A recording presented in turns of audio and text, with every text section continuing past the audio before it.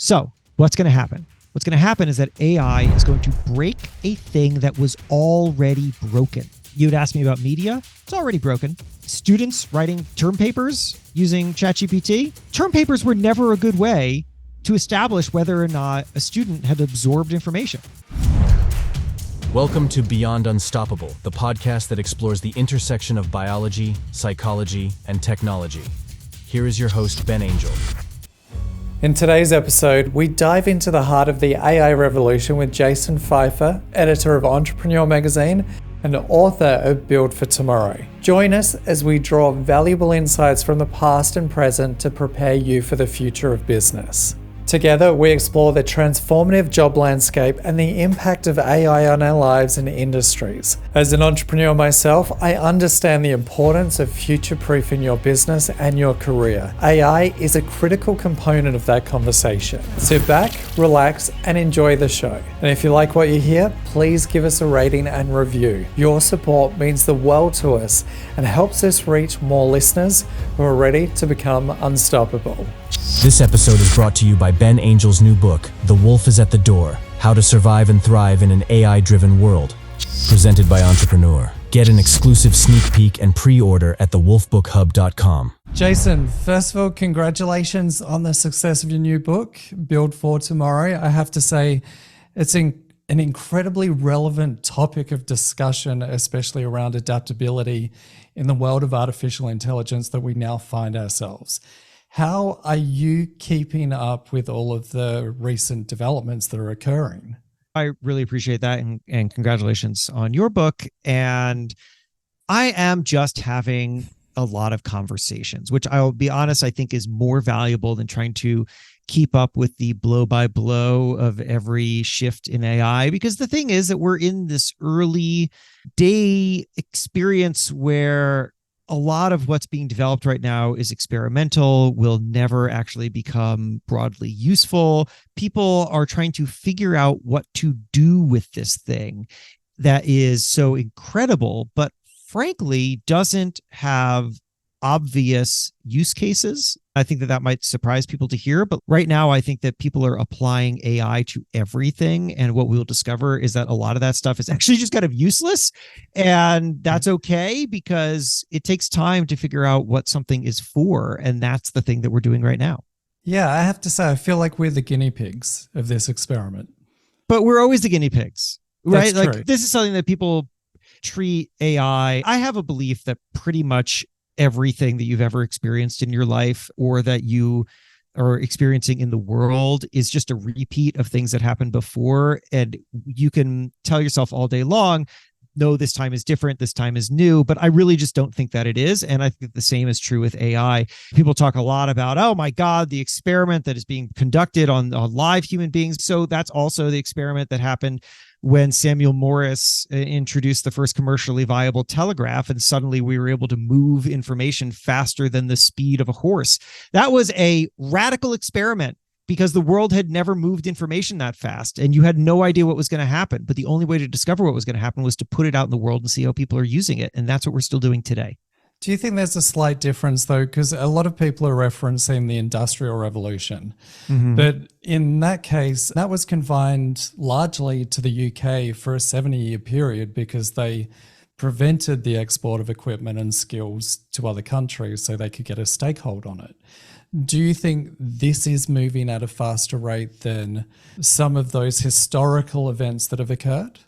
Well, sure, it's moving faster than the Industrial Revolution, but everything is relative. It doesn't make any sense to compare what is happening now to something that happened in a completely different time with completely different expectations and resources. We are in an interconnected world in a way that we weren't before. So quite obviously, things that are introduced now are going to move faster than they did 400 years ago. But the question I think that has to really be explored is, if you're going to be doing these kind of historical comparisons, is what is the change relatively? So the speed at which something is changing now will feel exactly like the speed at which something changed back then to the people who were alive at that time. For people who had never heard recorded music, because for all of human history, the only way to listen to music was to have a human being perform with an instrument in front of you. To them, the first time that they heard a phonograph, that was as radical a change as seeing ChatGPT for the first time, if not more radical. And that's what I think we need to really be focused on. Yeah. And where do you think the publishing industry is potentially going? I mean, we've seen CNET, they did their test of AI and then they obviously quickly got a lot of criticism for it. Yeah, rightly so. But part of the story that a lot of people didn't kind of follow up on, which occurred a few weeks later, was that they ended up laying off a number of their writers and then elevated someone to the position of AI development. Mm-hmm. So it's not necessarily that maybe in their eyes they saw it as a complete and utter failure, but where do you see the publishing business going? Okay, so that's a great question, and I'm going to make it go really big. But let me start small. My first job in national media was at Men's Health. I was a junior editor at Men's Health. This was like 2008. I just moved to New York. And if you know anything about 2008, I showed up right around a recession. And shortly thereafter, I saw a lot of my colleagues get laid off, not just at Men's Health, but also at Best Life. People may not even remember, but Best Life was a more mature, like older men, more mature focused magazine that was a spin-off of Men's Health. And it was called Best Life. It was a print magazine and it was online. And they closed it. They folded it and they laid everybody off. And you might say, how awful, right? How awful to have this thriving publication and now it is just gone. And for people whose lives were disrupted because people worked there and they had to find other jobs, that was a disruption without question. But I've come to think a lot about that particular moment because here's the thing. Why did Best Life exist? I'll tell you why. Best Life existed because Men's Health, which was a brand that had been around for longer, was struggling to land luxury advertisers because luxury advertisers didn't want to advertise in Men's Health because they felt it was too down market. And so Men's Health thought, well, why don't we create a more upscale version of Men's Health? We'll call it Best Life and we'll be able to get the luxury advertisers. And that worked for a while until ... it didn't because the economy changed. And as a result, Best Life wasn't getting those luxury advertisers and therefore Best Life ceased to exist. Is that a bad thing? I would argue no. Things are created because of current opportunities in marketplaces and current needs. At the time that Best Life was created, there was a marketplace opportunity to create it. Then that marketplace opportunity disappeared. Therefore, we don't have Best Life. Just because we have something doesn't mean that we should have it forever. Just because something was created doesn't mean it exists forever. So why does CNET exist? CNET exists because there was a time in which that information was hard to find in other places. And so somebody created CNET and saw a marketplace opportunity. And then they staffed it with people that frankly aren't all writing amazing breaking stories. And that's no shade on CNET. That's literally every single publication because most publications are just driving towards traffic, which means that most publications just have to rewrite what is trafficking on other websites so that they can get some of that traffic too. That's not a good system. That's a broken system. That's just trying to take advantage of whatever small shattered portion of the economics of media still work. So CNET is struggling right now and they laid off people. And that sucks for the people who were laid off. That sucks. But just because a publication is shifting or possibly even going to go away doesn't mean that we have lost something because we are going to gain something else. Those people are going to go on to do great work elsewhere. New market opportunities are going to be created. It doesn't make sense to look at something in a vacuum and say, just because something is shrinking, we are losing. That's usually not the case. See, I've heard a lot of people talking about, we need to pivot, we need to adapt. And a lot of people, it's like the scene out of Friends where they're trying to carry the couch up the stairs and Ross is yelling pivot to everyone. Mm-hmm. But they seem to be very vague in terms of what is the potential pivot that we as a society and an economy are going to need to make. I mean, there's the generalization that there will be more jobs in tech. speaking to some people in tech, some of them are already aware of layoffs due to AI and are questioning what is their career looking like even as a coder within the next few years. Do you have any kind of indication or forethought on where you think these new jobs may be created? Well, I don't, because I can't tell the future and none of us can, but I can tell you that over and over. I mean, you mentioned the Industrial Revolution. So here's an interesting fact from the Industrial Revolution. So we all know the Luddites, right? Usually that's just a term people use for people who don't like technology. The Luddites were a real people. It was a movement of people who broke into factories and smashed automation technology. And a lot of people at the time who were employed as what you might call kind of pre-industrial industrial knitters. Their jobs were to sit in factories and knit utility socks, let's just say, all day long. And then machines came along and they could do that knitting much faster and more efficiently than those people. And as a result, a lot of those people lost their jobs. Do you know what happened next? What? I talked to a knitting historian. There is a historian for everything. Yeah. And what happened was that, I should be totally clear, I am not discounting the terrible individual disruption that happens when somebody loses their job. That is something that we as a society should be thinking a lot about. But what happened? What happened was that, according to this knitting historian, there was an incredible explosion of innovation in knitting. Why? Because now you had all these people who were not employed doing repetitive tasks all day. And so they started to rely upon their human ingenuity, and they started to innovate, and they started to create the regional knitting styles that define global textiles. And that comes out of a moment in which the Industrial Revolution prompted greater innovation by humans. I'll give you another example. We're very concerned, generally speaking, when people are talking about new technologies. We're very concerned about the fragility of the human experience. We seem to think that we are always at the verge of breaking, that the way in which we function as a society is always at the verge of breaking. The way that we function as human beings are always at the verge of breaking. This is why, for example, we're so focused on how smartphones are like tearing at the fabric of society and people aren't able to communicate with each other anymore. It's all nonsense because we've been talking about this forever.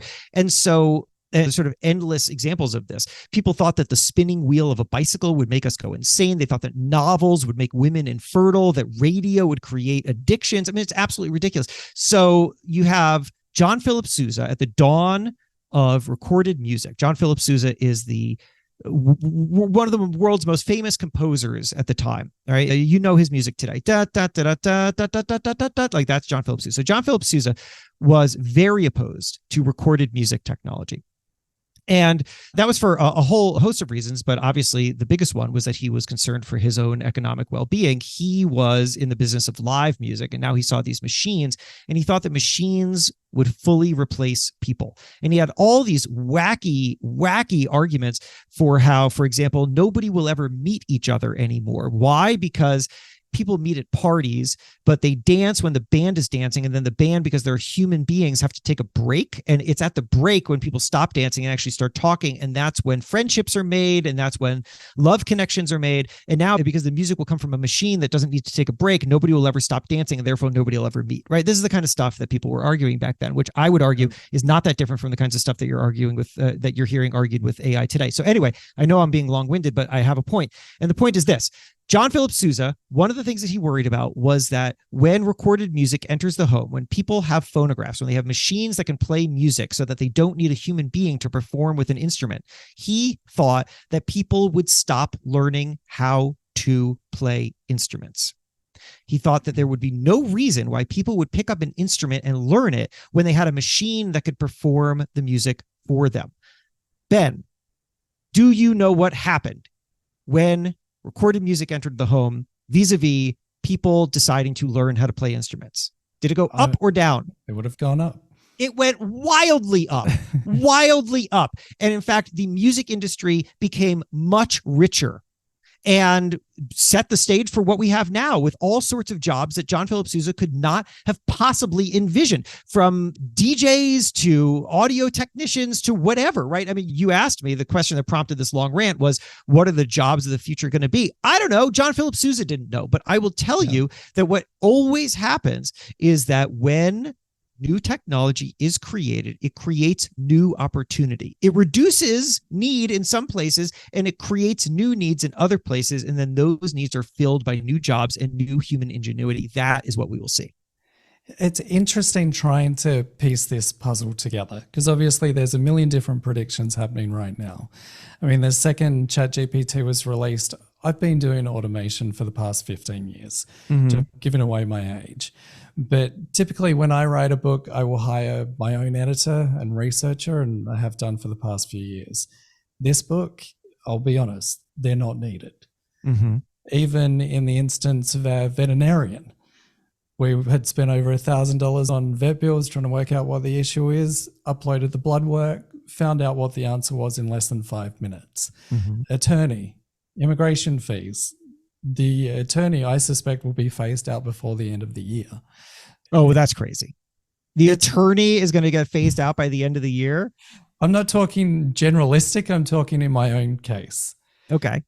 In that, looking at over contracts, using AI to assess contracts and pull up relevant things that need to be discussed before anything is signed. But what I'm finding in researching this book, I'm trying to use it for every single use case possible. And this year, I mean, it's phenomenal. We'll probably save over $100,000 because of artificial intelligence. Now, obviously that comes at a cost of someone else. But the question is, the use cases that we're starting to see, I mean, there was one CEO out of Hong Kong last year. They trained an AI for a gaming company, and the AI, obviously humans had to execute the decision making. It outperformed the Hong Kong Stock Exchange. Do you think people are adequately prepared to adapt? Yes, other jobs are going to be created, but are new jobs going to outpace the loss of existing ones within the next few years? I mean, what you're asking or what you're setting up is what economists call the lump of labor fallacy. The lump of labor fallacy is, well, it's a fallacy. And the lump of labor in this is the idea that there is a fixed amount of work to be done and a fixed number of people to do that work.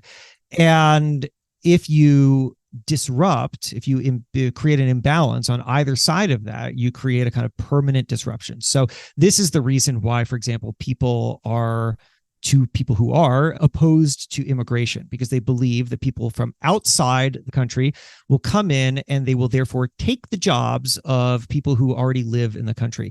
This is a belief that there is a fixed amount of work to be done. And if you add more workers, then there are therefore going to be people who are out of work.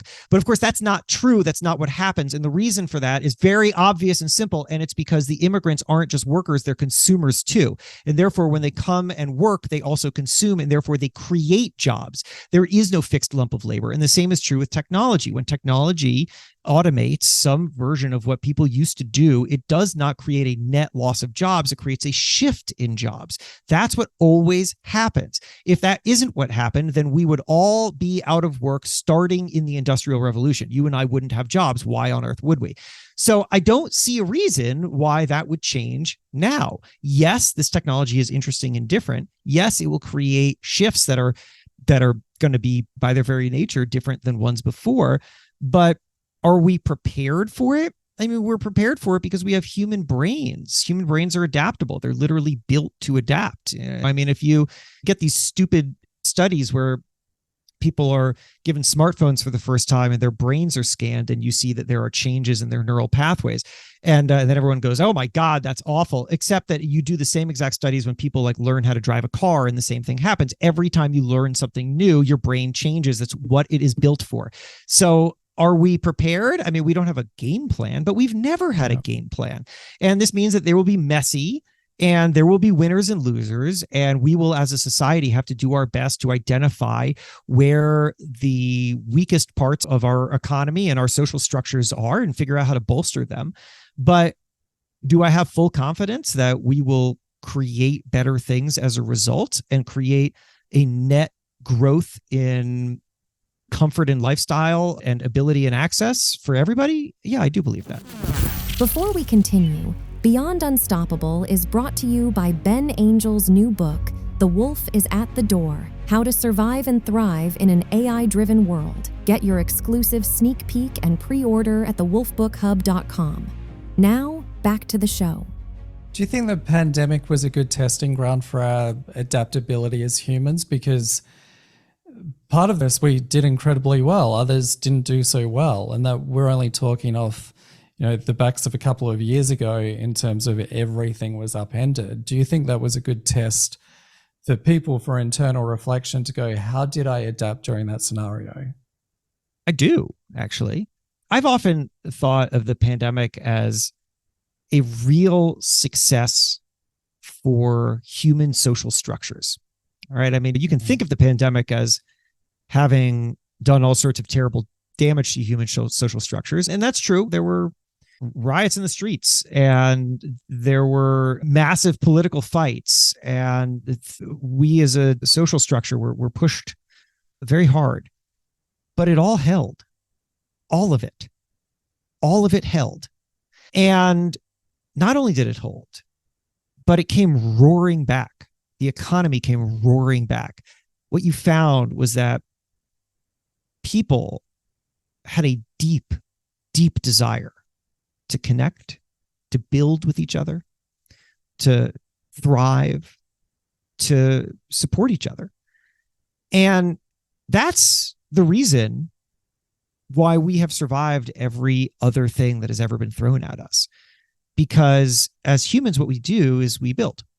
And this is what we did in the Industrial Revolution. Do you know that the bubonic plague of the 1300s created the employment contract? You know that? It's fascinating. I was talking to Andrew Rabin, a medieval scholar at the University of Louisville. I wanted to know what good came out of the bubonic plague, because back in March of 2020, we didn't know what was going to happen with the pandemic, and I didn't know if anything good was going to come from this. And I thought, well, if something good came out of the worst version I can think of, then maybe something good will come from the pandemic. Called Andrew. I said, what good came from the bubonic plague of the 1300s? He said all sorts of fantastic things did.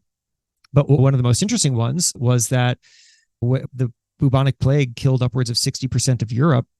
The lords, this was the medieval European economy, was a lord and serf system. It was slavery.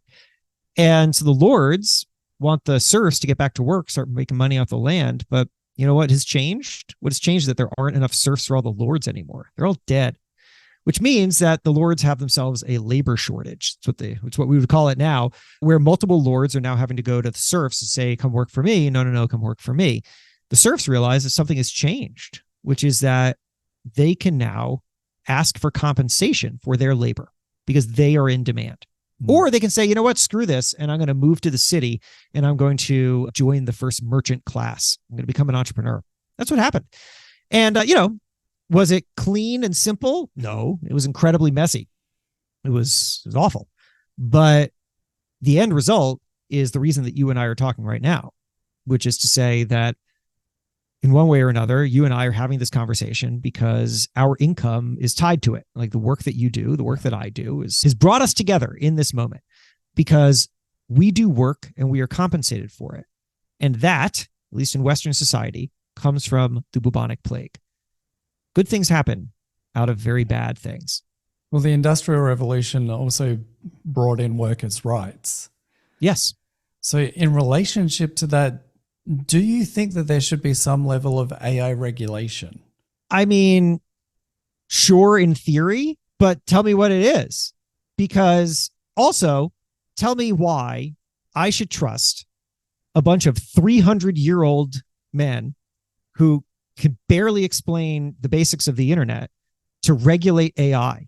Tell me why I should trust those people. Yeah. The people who occupy the halls of Congress, why are they smarter than Sam Altman? Why are they smarter? I don't understand. Is it because we have an inherent belief that they are looking out for us? Do you really think that your congressman is looking out for you? I don't. But do you feel the same? Who's going to build the regulations? But do you feel the same way with the technology industry? because they're effectively scraping content, and we've got more lawsuits coming out this week that they're scraping copywritten content. Yeah, well, these things are going to have to be worked out, and they will. I mean, everything is a stabilizing and destabilizing, and I don't think that anybody should have free reign over things. But I think that if you have an American political body that says, you know what, we should hit pause on this right now, all you are going to do is let China define what AI does. Tell me how that's good. But how is that good? The interesting thing is that pause came from experts in AI, not from the government. Well, that pause doesn't exist. So that pause is a thing that's been thrown around by a lot of different people. What's fascinating about this subject to me is the creators of the AI are now coming out and warning of the economic implications, as well as other issues such as Sam Altman. Jeffrey Hinton is obviously a notable one. I mean, he's one of the godfathers of the neural network, which is AI is based on, and he recently resigned from Google to speak out about the issues. In all of the research that I'm doing, I keep coming to the same conclusion, which is there isn't necessarily an advantageous position in terms of being an AI doomer or being an AI optimist. Do you think, in terms of preparing people for change, do you think we should be able to get out of this binary thinking of just seeing it one way and being able to see the shades of gray in this? So I don't approach this with binary thinking. I mean, I know that I have played the role in this conversation of being the AI optimist, but really my perspective is this. We spend, as a society, and as individuals too, we spend far too much time and energy debating whether something should happen when it has already happened. And that is not productive. And instead, what we need to do is we need to channel that time and energy into figuring out how to make the most of it. AI is here. It's not here. And you cannot find an elected official. I don't think you can find an elected official who can explain the technology, but you certainly can't find one who's going to come up with some incredibly brilliant solution to halt AI around the world and preserve exactly whatever it is that everyone wants to preserve. That doesn't exist. So instead, why don't we start thinking about how do we make the most of this? Is there regulation? Is there smart regulation that could exist? Sure. Here's one that I think makes a lot of sense. If something is produced by artificial intelligence, it should acknowledge that, right? It sounds smart to me. But are we going to stop this technology? No. China's not going to stop it. I had a really great conversation with David Otter, who is an economist at MIT, who made this wonderful point, which is we get the future that we work towards. And AI is what he called plastic technology, which is to say that it's not made of plastic, which is to say that it's very flexible, it's malleable, it's moldable. It is whatever we make of it.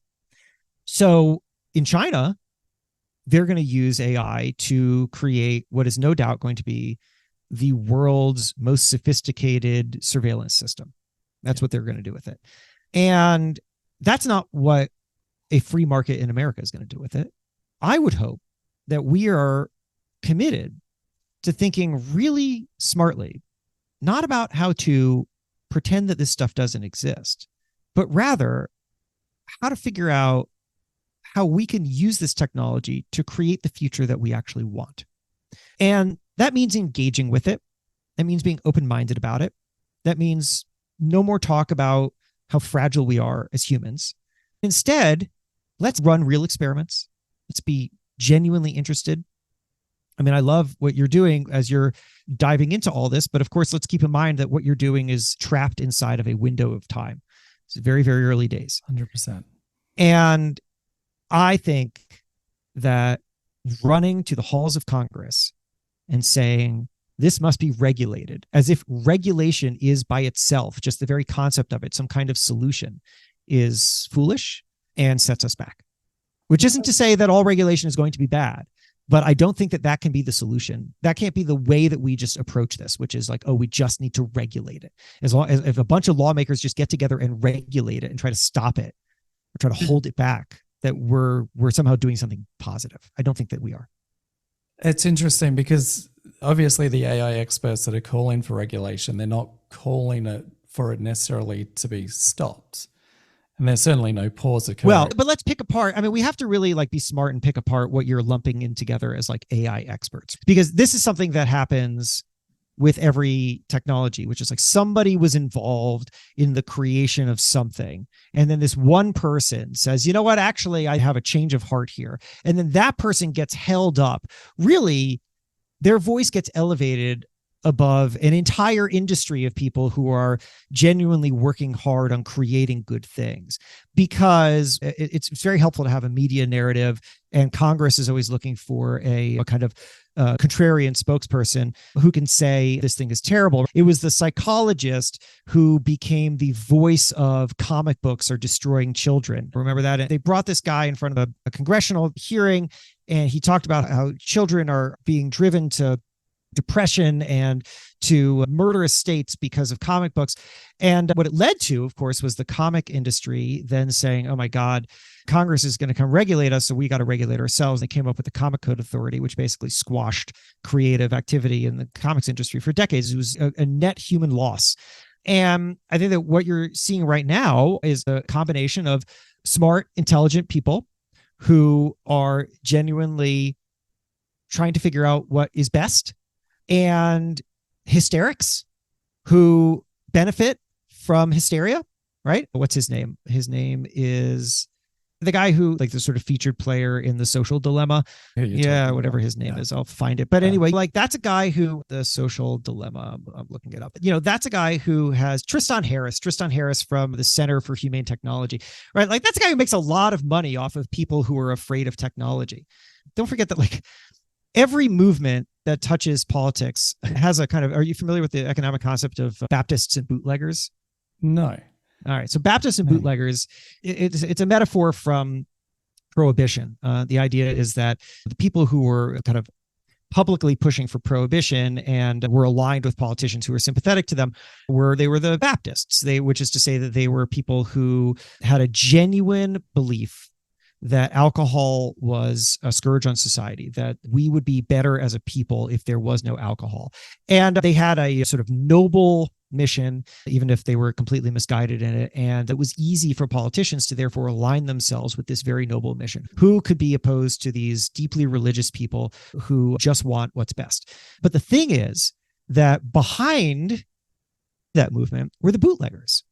Right? The bootleggers were the people who were going to profit very handily off of the distribution of illegal alcohol, because that's, of course, exactly what happened. As soon as alcohol was banned, a black market formed, and the bootleggers made great money. They were thrilled with prohibition. Bootleggers loved prohibition. We cannot forget that the idea of the Baptists and the bootleggers is that all legislation creates strange bedfellows. And you have people who have genuine interest in societal good, and then you also have people who are just out for self-interest. And both of those parties are interested in a piece of legislation. And both of those parties will be pushing. And it does no good to either lump them together or to act like one of those parties doesn't exist. And I think that is a lot of what you're seeing now in arguments against AI. This is not all people who are just like, well, we're the experts in AI and we think this is bad. This is also a lot of people who stand to profit quite handily if either AI is regulated such that only a small number of large companies are able to really engage with it, whereas smaller players are regulated out of existence, or people who just make a lot of money off of scaring you. And you got to be really, really careful when you just start talking about like lumping in all the experts. Like, all the experts are a small number of people in the broader AI community who all have a lot of different agendas, some good, some bad. 100%. It's interesting looking at all of the reporting coming out is that they're talking about superintelligence or AGI, for example, but it's not necessarily getting at the heart of the societal changes that are going to occur before that. So it's, in essence, it's almost a little bit of a distraction, but of course it's drumming up new business. Yeah.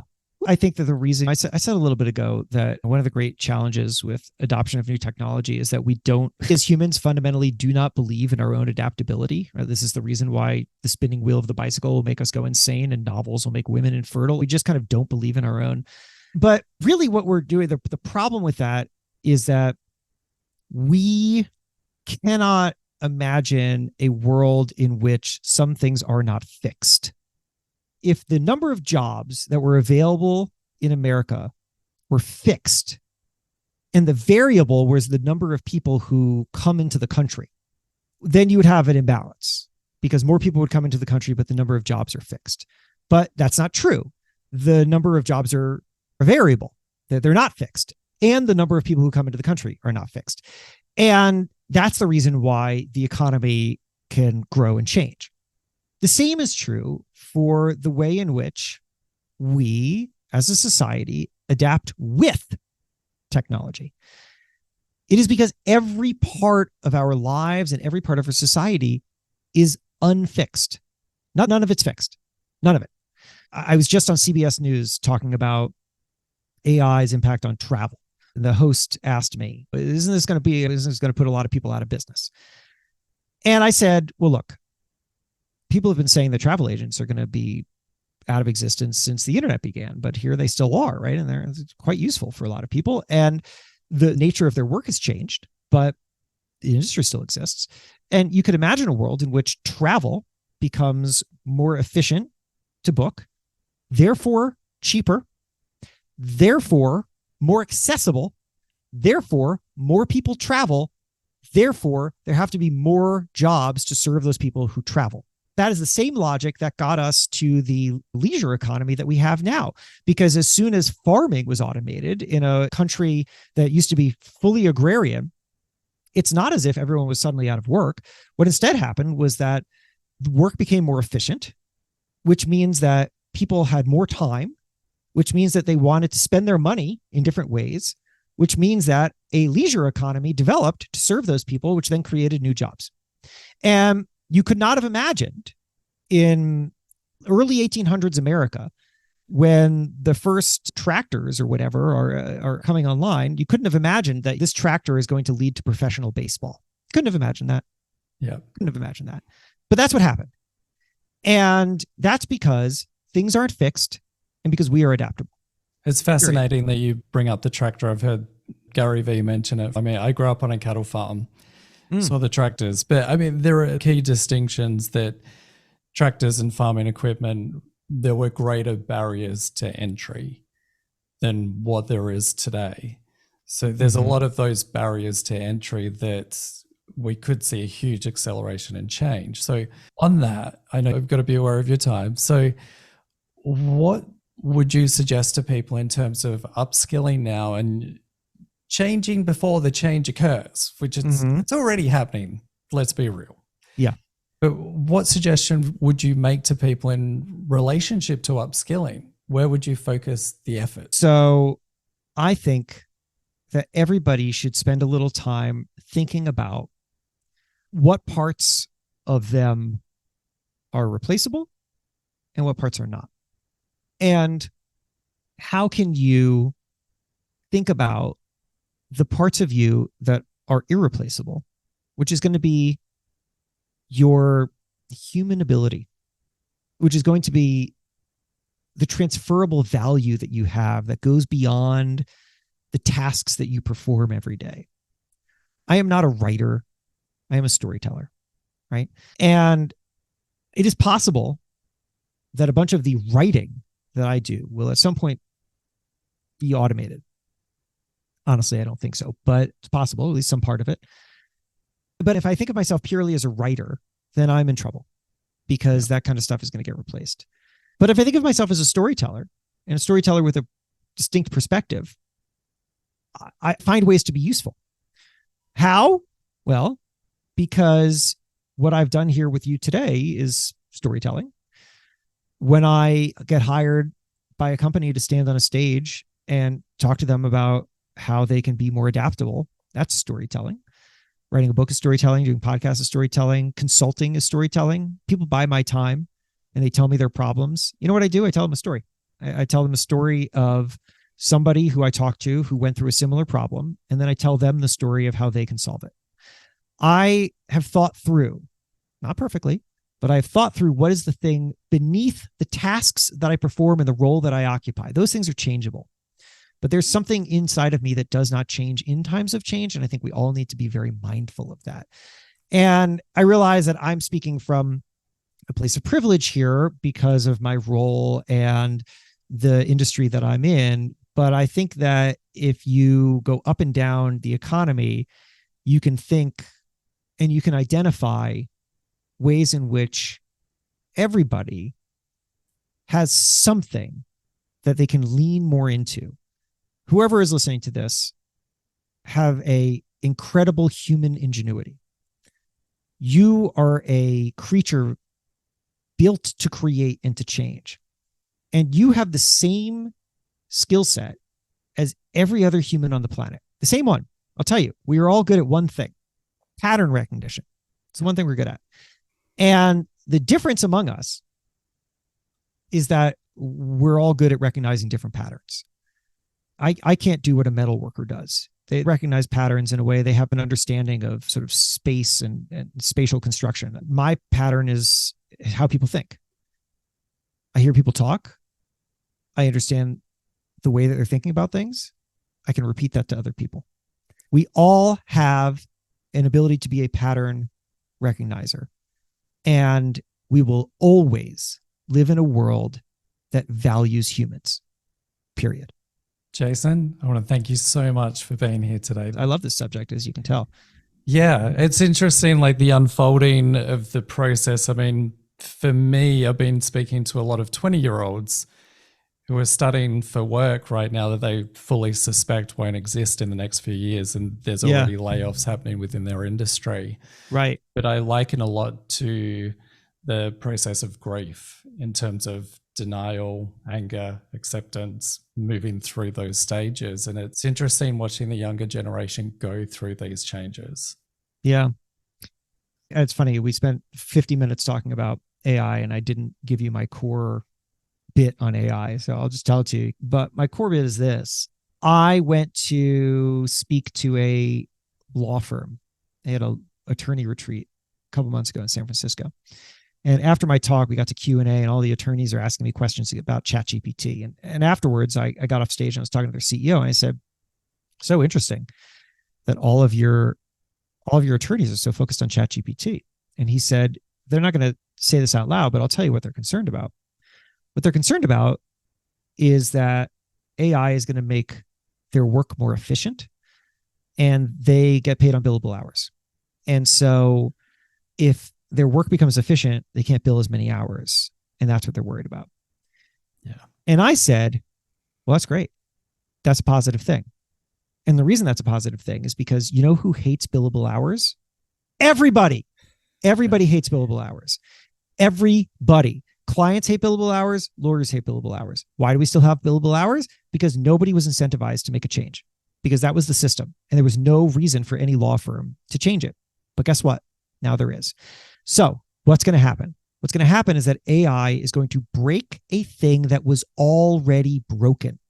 That's the thing. It was already broken. You'd ask me about media. It's already broken. It's not breaking something that's working. It's breaking something that's broken. Students writing term papers using ChatGPT. Term papers were never a good way to establish whether or not a student had absorbed information. It was always a bad way to do that. But again, there was no incentive to find another system. Now there is, because we are going to break things that are broken, which allows us to build from what matters. And that, I think, is going to be the true gift of AI. That's perfect. Especially billable hours. I know my attorney is concerned and he should be. Yeah. And I'm should glad. be. But you know what? Should be.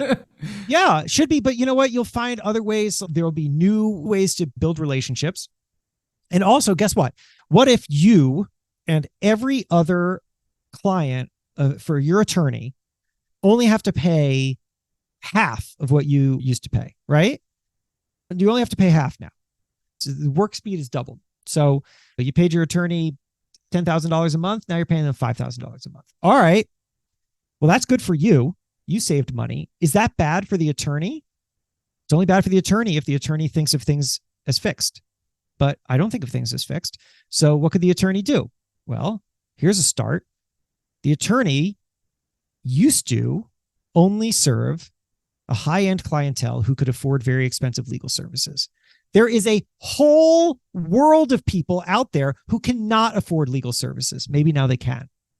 Maybe you can shift your law firm to serve a far wider range of people with a far wider range of legal services. That allows you to make the same amount, if not more money than you did before, and it creates greater access to legal services for people who didn't have it.